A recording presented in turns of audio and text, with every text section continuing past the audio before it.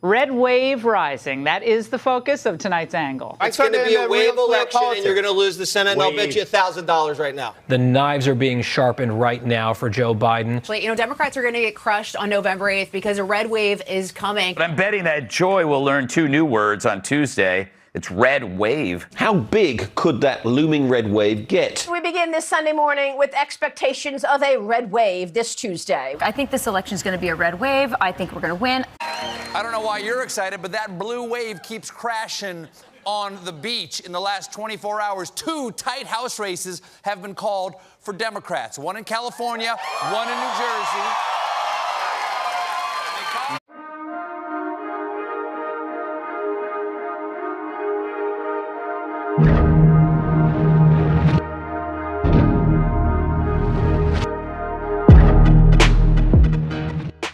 Hello everyone, welcome back. I'm Mr. Smiles, and today we're going to talk about an empty narrative that's being pushed once again by the mainstream media, typical cast of characters and networks, but also by independent media.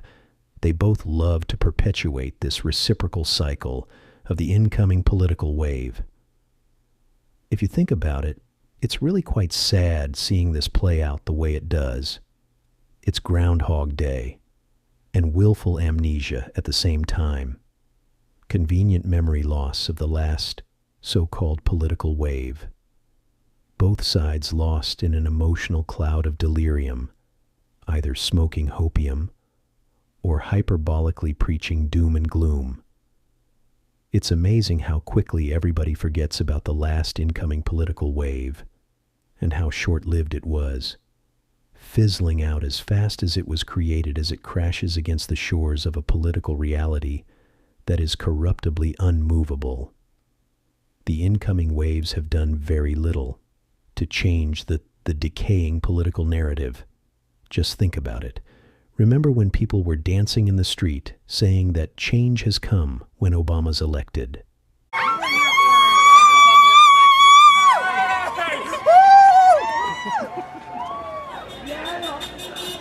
Remember when people were celebrating in the streets, saying that change will come when Biden was elected? Now, these Biden supporters have been climbing on cars, climbing up street poles, literally dancing in the street, many of them waving U.S. flags and Biden's flags, some showing signs saying, "You're fired." Remember when AOC was elected, and people thought sure she would be the person to flip over the chessboard and change Washington? The question is, how is that working out for you? Wash, rinse, repeat. The definition of insanity is repeating the same action and expecting a different result. If you listen to mainstream media and a lot of independent media, they will talk about the incoming blue wave as though it's going to do something different. Here's a hard truth that most want to ignore because it's uncomfortable. If you just change the mascot costume, but you keep the same person underneath it, with the same twisted personality and dark traits of narcissism, Machiavellianism, and psychopathy with malevolence, it won't matter what the political wave is incoming, because it's all one uniparty, 2 sides of the same coin, outer appearance notwithstanding. One political wave comes in with its own agenda, which is not its constituents. Another wave comes in with its own agenda, which is not its constituents.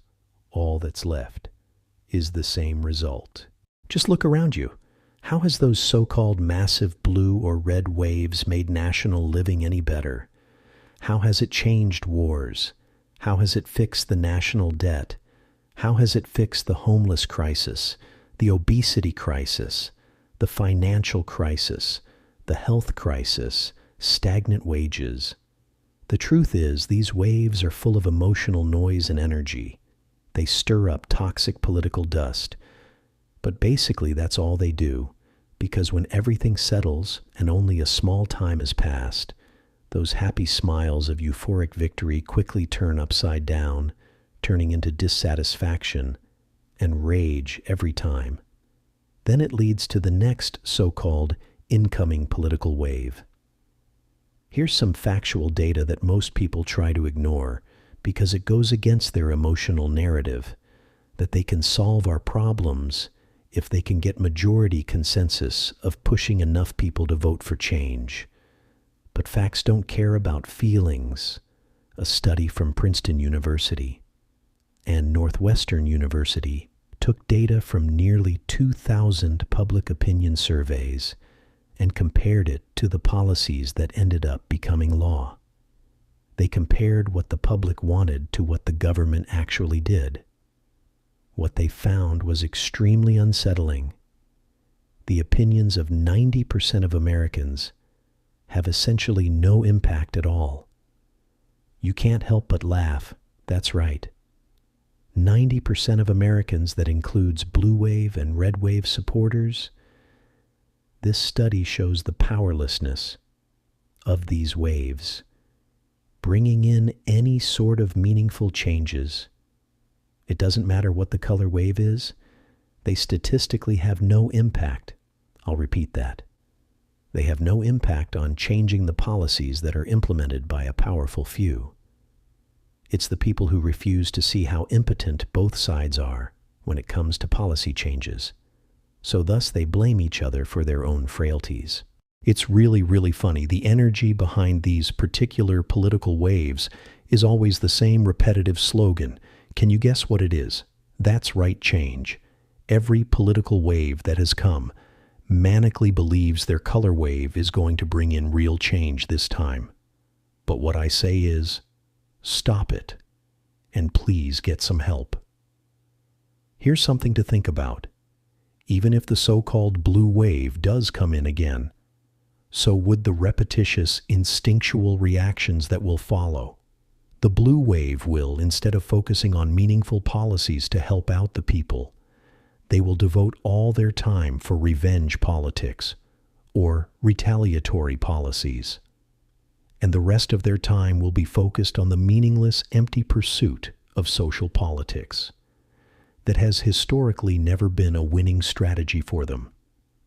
Because no matter how many cycle of waves that has happened over the years, if change was really going to happen, it would have happened a long time ago. Just something to think about.